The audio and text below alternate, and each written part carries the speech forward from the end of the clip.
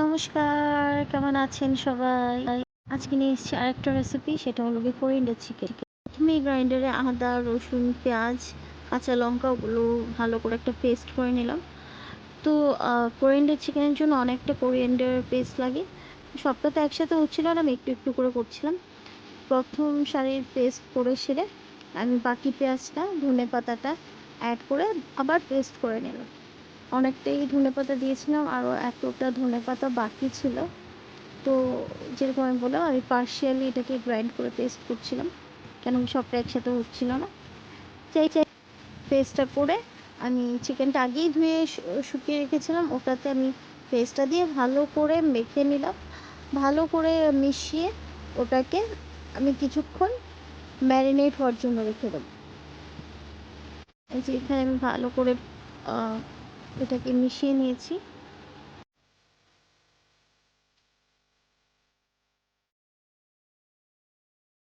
এবার এটাকে ভালো করে মেশানো হয়ে গেছে, এটাকে এবার আমি কিছুক্ষণ ম্যারিনেশন হওয়ার জন্য ফ্রিজে ঢুকিয়ে রেখে দেবো।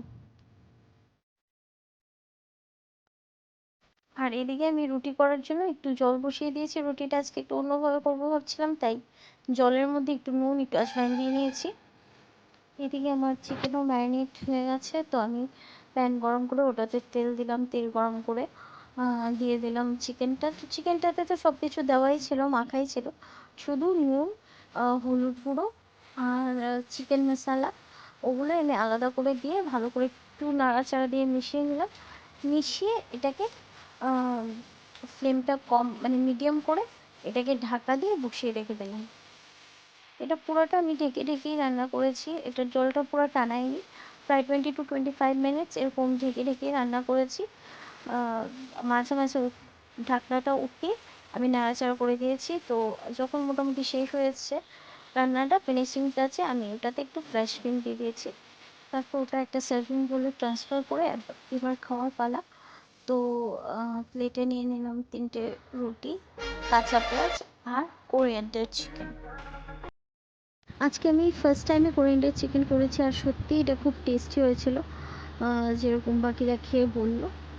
তো যাই হোক, আজকে ভিডিওটা আমি এখানেই শেষ করছি।